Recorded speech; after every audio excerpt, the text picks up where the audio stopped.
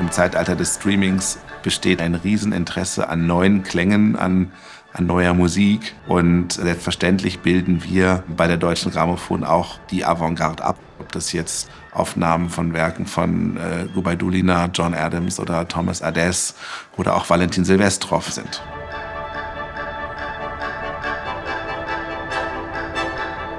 Selbst bei Repertoirebereichen, die jetzt der ein oder andere als Neuerung empfindet, etwa im Bereich von Minimal Music oder elektronischer Musik, wofür heute eben Namen wie Max Richter, Johann Johansson, Hildur Gudnadottir oder Agnes Obel stehen, sind wir aktiv. Max Richter kam vor einigen Jahren zu uns, hier in dieses Gebäude, und hat uns vom Sleep-Projekt erzählt. Ich glaube, wir waren alle höflich und haben uns gefragt, 8 Stunden? Ein Werk, das 8 Stunden dauert? Wer will das bitte schon alles hören? 8 Stunden Musik, die den Schlaf eines Menschen begleiten.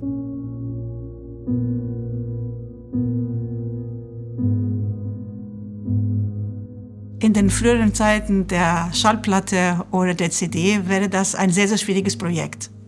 In den heutigen Zeiten gibt es technische Lösungen und Max Richters Sleep ist ein monumentales Werk und ein absolutes Erfolgsprojekt unserer Geschichte. Und welche zeitgenössische Komponisten gehören noch zum Portfolio der Deutschen Grammophon? Einer davon ist der japanische Filmmusikkomponist und klassischer Musikkomponist Joe Hisaishi.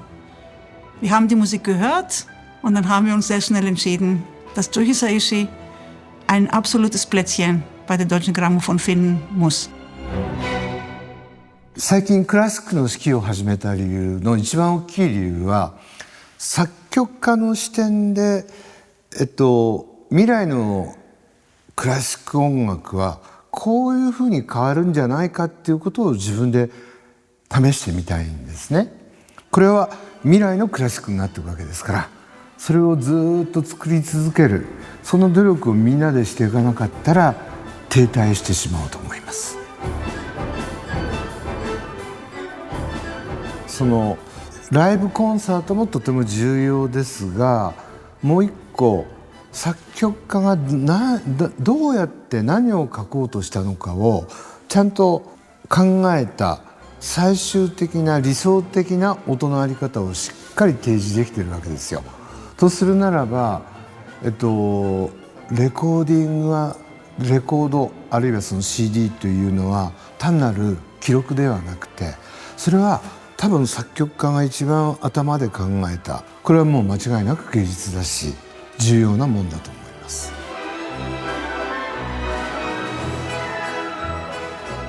Unser Anspruch als Deutsche Grammophon ist immer gewesen, die komplette Bandbreite der klassischen Musik in allen Facetten, in all ihrem unendlichen Reichtum abzubilden.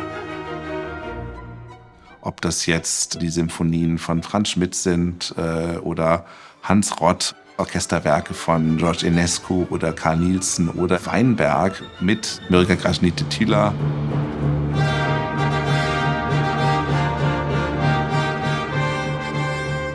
Der Gleichklang von künstlerischer Weiterentwicklung, künstlerischen neuen Positionen, aber auch immer wieder technologischer Innovation hat die Deutsche Grammophon viele Jahre lang geprägt.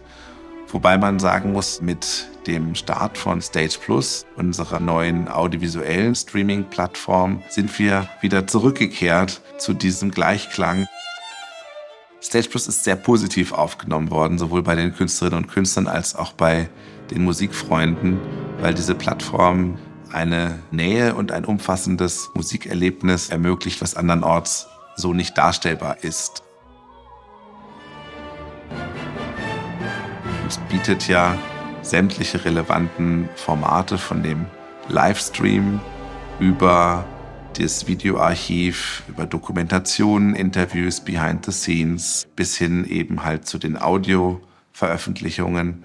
Und all diese Medienformen sind normalerweise auf unterschiedlichen Plattformen beheimatet. Und das jetzt alles an einem Ort zusammenzuführen, das hat sowohl für den Konsumenten als auch für den Kreativen einen wirklich ganz besonderen Reiz. Hello and welcome. The platform is a kind of Netflix of classical music. Please join me and tune in. Remember, it's Stage Plus, and I hope to see you from the other side.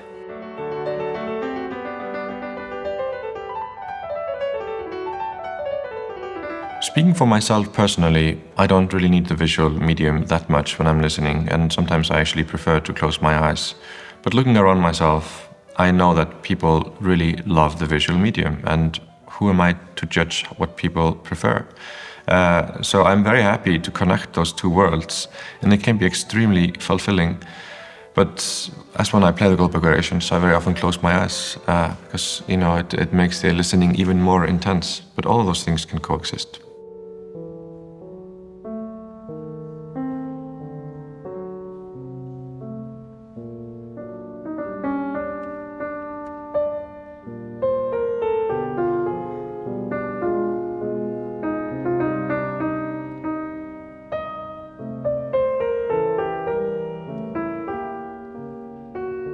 Wir haben auch sehr früh und sehr entschieden uns für immersive Klangwelten und insbesondere auch Dolby Atmos entschieden.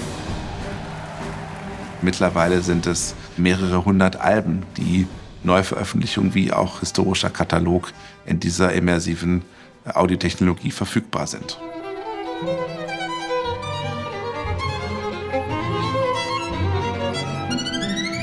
Dolby Atmos ist unfassbar. Also jeder, der jetzt nicht Musiker ist und nicht mit einer Geige mitten im Orchester oder direkt vor dem Orchester steht, der muss sich Dolby Atmos anhören. Es ist unglaublich. Also näher an die Realität des Konzertierens kann man nicht kommen.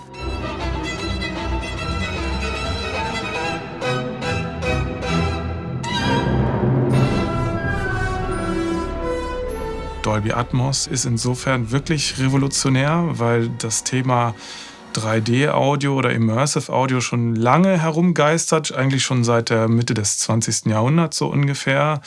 Und so ein bisschen der richtige Weg gefehlt hat, um das an den Hörer zu bringen. Und letztendlich ist es plötzlich möglich geworden, diese dreidimensionale Komponente im Klang bis ins Wohnzimmer oder den Kopfhörer zu bringen. Das ist eine Sensation. Ausschlaggebend ist die Leistungsfähigkeit unserer Smartphones, denn das ist der große Durchbruch letztendlich, ja, dass man überall diese Musik in dem Format hören kann.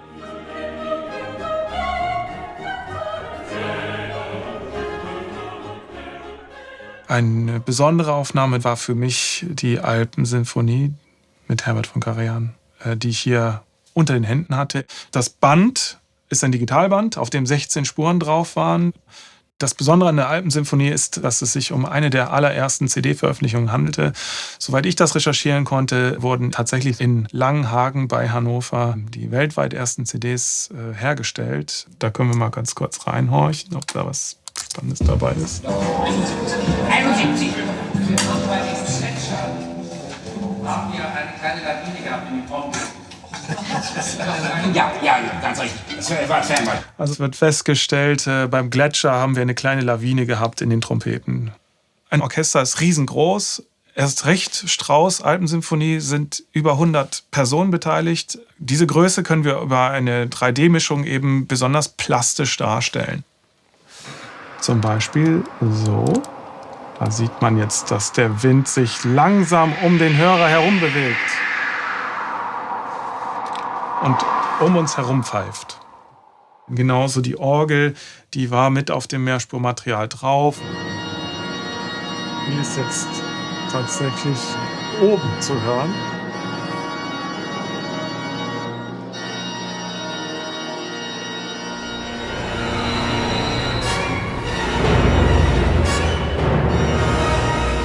Sehr schön finde ich, dass wir pünktlich zum Jubiläum auch eine Premium-Vinyl-Serie gestartet haben namens Original Source. Und es ist insofern charmant, als wir bei Original Source auf die originalen Analog-Masterbänder zurückgreifen, um das Vinyl zu schneiden. Die Idee hinter der Serie ist, pure analog neu zu überspielen. Das ist eigentlich nichts Neues. Der Unterschied liegt darin, dass jetzt der Fokus auf eine maximale audiophile Wiedergabe gelegt wird. Und ich behaupte einfach mal, wenn man die Schallplatten auflegt, die klingen so gut und halten jeden Vergleich mit modernen Aufnahmen auf Schallplatten stand. Sodass man im ersten Moment vielleicht gar nicht merkt, die sind 50 Jahre alt. Man könnte sich ja fragen, ist in diesen 50 Jahren überhaupt nichts passiert in der Aufnahmetechnik? Das heißt, eigentlich war die Technik 1970 von der Qualität ebenbürtig mit unserer, was zum Beispiel ein Mikrofon angeht. Die werden heute immer noch gebaut, unverändert gebaut. In der Auswahl sind zum Beispiel 7. Beethoven mit Carlos Kleiber, 5. Mahler mit Karajan. Wir haben ja immer die Vorstellung von Karajan, jedenfalls hatte ich die immer, der ist so ein Perfektionist und man könnte vorstellen, der geht voll auf dieses Medium schneiden und kleinteilig, aber genau das Gegenteil ist der Fall. Von diesen ganzen Bändern sind die Karajan-Produktionen diejenigen, die am wenigsten Schnitte haben.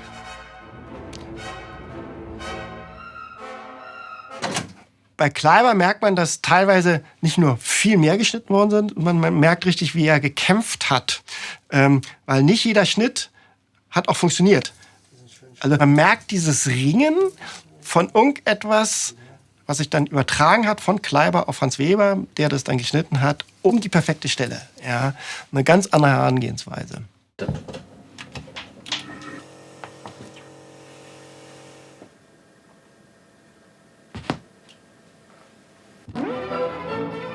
Ich wüsste nicht, dass es irgendjemand bis jetzt schon von analogen Vierspurbändern direkt auf Vinyl überspielt hätte. Das ist eigentlich eine Weltpremiere. Eine Weltpremiere mit 50 Jahre alten Tonträgern.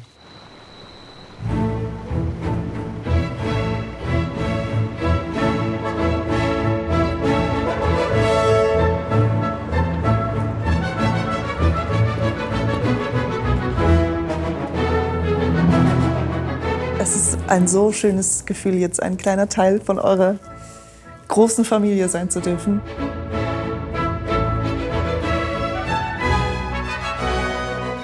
Wir machen ja gemeinsam eine Schöpfung auch als Teil unserer Aufnahmepläne.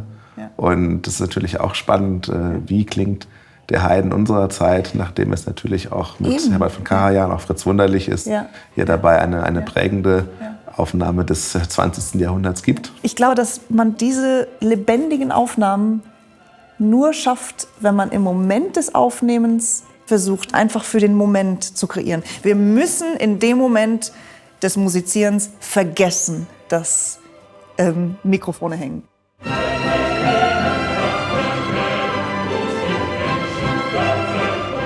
Joanna, du sprachst ja gerade von zeitlosen Aufnahmen. Das haben wir natürlich auch vor, etwas Bleibendes gemeinsam zu kreieren. Und freue mich, wenn wir das jetzt hier besiegeln. Besiegeln wir es? Ja? Absolut. Prima.